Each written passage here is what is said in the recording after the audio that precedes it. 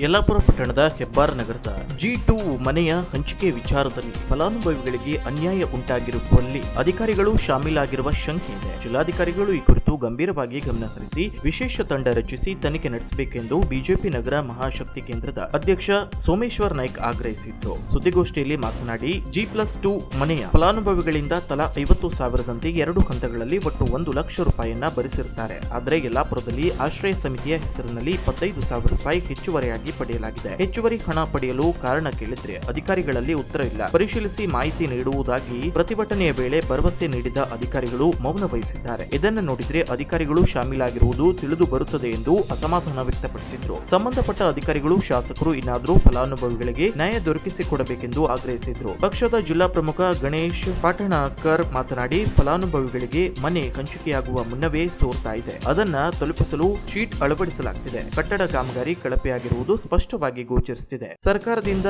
SC/ST ಸಮುದಾಯಕ್ಕಾಗಿ ಬರುವ ಅನುದಾನವನ್ನ ತಪ್ಪಿಸಿ G+2 ಮನೆಗಳಿರುವ ಹೆಬ್ಬಾರ ನಗರದ ರಸ್ತೆ ನಿರ್ಮಾಣಕ್ಕೆ ಬಳಸಲಾಗಿದೆ. ಪಟ್ಟಣದ ಹಲವೆಡೆ SC/ST ಸಮುದಾಯದವರು ವಾಸಿಸುವ ಪ್ರದೇಶದಲ್ಲಿ ಮೂಲ ಸೌಕರ್ಯಗಳಿಲ್ಲ. ಅಲ್ಲಿಗೆ ನೀಡಬೇಕಾದ ಅನುದಾನವನ್ನ ಬೇರೆಡೆ ಹಾಕುವುದಕ್ಕೆ ಏಕೆ ಎಂದು ಪ್ರಶ್ನಿಸಿದ್ರು. ಅಹಿಂದ ಸಂಘಟನೆಯ ಜಿಲ್ಲಾಧ್ಯಕ್ಷ ಮಾಂತೇಶ್ ಜಲದಿ, ಮಾಧ್ಯಮ ಸಂಚಾಲಕ KT ಹೆಗ್ಡೆ, ಪ್ರಮುಖರಾದ ಗಿರೀಶ್ ಬೋವಿವಡ್ಡರ್, ಶ್ಯಾಮ್ ಆಚಾರಿ, ಅಮೃತ್ ಬದ್ದಿ, ಸಾಜು ಜೋರೆ. ಕೆಲವೊಂದು ಅನುದಾನಗಳು ಅಂದ್ರೆ 80% SC/ST ಫಂಡ್. ಹಾಗೆ ಅದನ್ನು ಕೂಡ ಈ SC/ST ಫಂಡ್ಗಳನ್ನು ಯಾಕೆ ಕೊಡ್ತಾರಂತ ಹೇಳಿದ್ರೆ, ಹೀಗೆ ಮೊನ್ನೆ ತಾನೇ ನಾವೆಲ್ಲರೂ ಸೇರಿ ಕಾಳಮ್ಮನಗರ, ಉದ್ಯಮ ನಗರ, ಶಾರದಾ ಗಲ್ಲಿ, ನೂತನ ನಗರದಲ್ಲಿ ಹೋದಾಗ ಅಲ್ಲಿ SC/ST ಜನರ ಪಾಡು ಯಾವ ರೀತಿ ಆಗಿದೆ ಅಂದ್ರೆ, ಈ ಕೊಟ್ಟಿಗೆಯಲ್ಲಿ ದನ ಆದ್ರೂ ಹುಡ್ಕೊಳ್ಳೋದು ಒಂದು ಪರಿಸ್ಥಿತಿ ಇದೆ ಹೊರತು ಮನುಷ್ಯರ ವಾಸ್ತವ ಪರಿಸ್ಥಿತಿಯಲ್ಲಿ ಇಲ್ಲ. ಯಾಕಂತ ಹೇಳಿದ್ರೆ ಇನ್ನೂ ಕೂಡ ಅವ್ರು ಏನ್ ಮಾಡ್ತಾರೆ ಅಂದ್ರೆ, ಪ್ಲಾಸ್ಟಿಕ್ ಗೋಡೆಗಳನ್ನು ಕಟ್ಟಿ ಹಂಚಿನ ಮೇಲೂ ಕೂಡ ಪ್ಲಾಸ್ಟಿಕ್ ಹಾಕೊಂಡು ಪ್ರಾಣಿ ರೀತಿ ವಾಸ್ತವ್ಯ ಮಾಡ್ಕೊಂತ ಬರ್ತಾ ಇದ್ದಾರೆ. ಅವರ ಮನೆಯ ಸುತ್ತಮುತ್ತಲ ಹಂದಿಗಳು, ನಾಯಿಗಳು, ಹಾಗೆ ಎಲ್ಲ ಚಿಪ್ಪಡಗಳನ್ನೆಲ್ಲ ಅಲ್ಲಿ ಆಗಿ ಮನುಷ್ಯ ವಾಸ್ತವ್ಯಕ್ಕೆ ಇಲ್ಲ. ಸರ್ಕಾರದಿಂದ ನೇರವಾಗಿ ಬರ್ತಾ ಇರುವಂತಹ ಸವಲತ್ತುಗಳನ್ನು SC/ST, ಅಲ್ಪಸಂಖ್ಯಾತರಿಗೆ, ಹಿಂದುಳಿದ ವರ್ಗದವರಿಗೆ ಮತ್ತು BPL ಕಾರ್ಡಿನಿಂದ ಕೊಡು ಬಡವರಿಗೆ ಕೊಡು. ಅಷ್ಟೇ ಅಲ್ಲದೆ ಈಗ ತಾನೇ ಹೇಳಿದ್ರು 2-3 ದಿನದಿಂದ ಯಲ್ಲಾಪುರಲ್ಲಿ ಕರೆಂಟ್ ಇಲ್ಲ.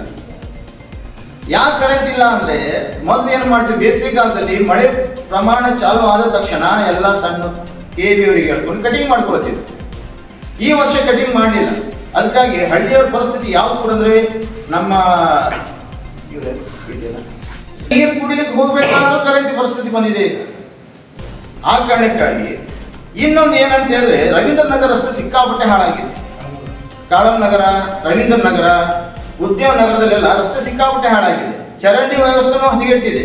ಈ ಮಳೆಗಾಲದಲ್ಲಿ ಎಲ್ಲಾ ನೀರು ರಸ್ತೆ ಮೇಲೆ ಬಂದು ಅದನ್ನು ನಾವು ಸಾಮಾನ್ಯವಾಗಿ ಜನ ನಡ್ಕೊಂಡ್ರೆ ಅವರಿಗೆಲ್ಲ ರೋಗ ರುಜಿನಗಳು ಬರ್ತಾ ಇದೆ.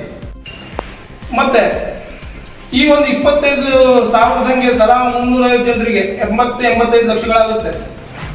ಈ ಒಂದು ವ್ಯವಹಾರದಲ್ಲಿ ಅಧಿಕಾರಿಗಳು ಶಾಮೀಲಿದ್ದಾರೇನೋ ಅನ್ನುವ ಸಂಶಯ ಇವತ್ತು ಎದ್ದು ಕಾಣ್ತದೆ. ಹಾಗೆ ಈವರೆಗೆ ಏನು ಸೋಲಿಲ್ಲ. ಯಾಕಂತ ಹೇಳಿದ್ರೆ ಅದು ಕಡಿಮೆ ಕಾಮಗಾರಿ ಆಗಿಲ್ಲ. ಬಟ್ ಈಗ ಇನ್ನೂ ಓಪನಿಂಗ್ ಆಗದೆಯಾ ಪುನಃ ಅದರ ಮೇಲೆ ಅದನ್ನು ಟಾಟಾ ಸೀಟ್ ತಗಡು ಹಾಕ್ತಾ ಇದ್ದಾರಂತೆ, ಬುಕ್ಕಿಂಗ್ ಮಾಡ್ತಾ ಇದ್ದಾರಂತೆ. ನಮಗೇನು ಅನಿಸ್ತಾ ಇದೆ, ಅದು ಎಲ್ಲೋ ಅದು ಕಳಪೆ ಕಾಮಗಾರಿ ಆಗಿದೆ. ಈ ಪಟ್ಟಣ ಪಂಚಾಯಿತಿ ಇಂಜಿನಿಯರು, ತಾಲೂಕ್ ಪಂಚಾಯಿತಿ ಇಂಜಿನಿಯರು, ಜಿಲ್ಲಾ ಪಂಚಾಯಿತಿ ಇಂಜಿನಿಯರ್ ಅಲ್ಲ, ಅದು ಕಟ್ಟಡ ಸರಿಯಾದ ಪ್ರಮಾಣದಲ್ಲಿ ಎಲ್ಲ ವಸ್ತುಗಳನ್ನು ಅನುಗುಣವಾಗಿ ಮಾಡಿದಾರೋ ಇಲ್ಲ ಅಂತ ಪರಿಶೀಲನೆ ಮಾಡಿ ಆ ನಂತರ ಎಲ್ಲ ಫಲಾನುಭವಿಗೆ ಯೋಗ್ಯ ರೀತಿಯಲ್ಲಿ ಕೊಡಬೇಕಾಗುತ್ತೆ. ಅಧಿಕಾರಿಗಳು ಎಲ್ಲೋ ರಾಜಕೀಯ ಒತ್ತಡಕ್ಕೆ G+2 ಮನೆಗಳಿಂದ ಸಿಗುವಂತ ಫಲಾನುಭವಿಗಳಿಗೆ ಅನ್ಯಾಯ ಮಾಡುವಲ್ಲಿ ಅಧಿಕಾರಿಗಳು ಶಾಮೀಲರಾಗಿದ್ದಾರೆ ಎನ್ನುವುದನ್ನು ನಮಗೆ ಮೇಲ್ನೋಟಕ್ಕೆ ಕಾಣುತ್ತದೆ. ಹಾಗಾಗಿ ಮಾನ್ಯ ಜಿಲ್ಲಾಧಿಕಾರಿಗಳು ಈ G+2 ಮನೆಗಳಿಗೆ ಏನು ಯಾವುದೇ ಸರ್ಕಾರದ ಸುತ್ತೋಲೆ ಇಲ್ಲದೆ ತಮ್ಮ ಮನಸ್ಸಿಗೆ ಬಂದಂಗೆ ಆಶ್ರಯ ಕಮಿಟಿ ಎನ್ನುವುದನ್ನು ರಚಿಸಿಕೊಂಡು ಆ ಆಶ್ರಯ ಕಮಿಟಿ ಫಲಾನುಭವಿಗಳ ಪರವಾಗಿ ಅವ್ರ ಹಿತಕ್ಕಾಗಿ ಕೆಲಸ ಮಾಡೋದು ಬಿಟ್ಟು ಈ 25,000 ತಲಾ 85 ಲಕ್ಷಗಳು ಏನು ಹಗಲು ದರೋಡೆ ಮಾಡ್ತಾ ಇದೆ, ಅದನ್ನು ತೀವ್ರವಾಗಿ ಭಾರತೀಯ ಜನತಾ ಪಕ್ಷ ಖಂಡಿಸ್ತದೆ. ವಿಶೇಷ ತಂಡ ರಚಿಸಿ ತನಿಖೆಯನ್ನ ಮಾಡಿ ಬಡ ಜನರಿಗೆ ನ್ಯಾಯವನ್ನು ಒದಗಿಸಿಕೊಡ್ಬೇಕು ಮತ್ತು ತಪ್ಪಿತಸ್ಥರ ವಿರುದ್ಧ ಕ್ರಮ ತಗೊಳ್ಬೇಕು.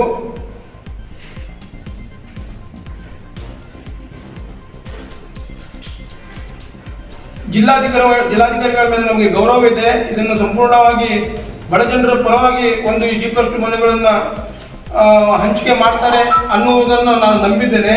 ವೀಕ್ಷಕ ಮಹಾಪ್ರಭುಗಳೇ, ನಮ್ಮ ಚಾನಲ್ ಅನ್ನು ಸಬ್ಸ್ಕ್ರೈಬ್ ಮಾಡಿ, ಶೇರ್ ಮಾಡಿ, ಪ್ರೋತ್ಸಾಹಿಸಿ.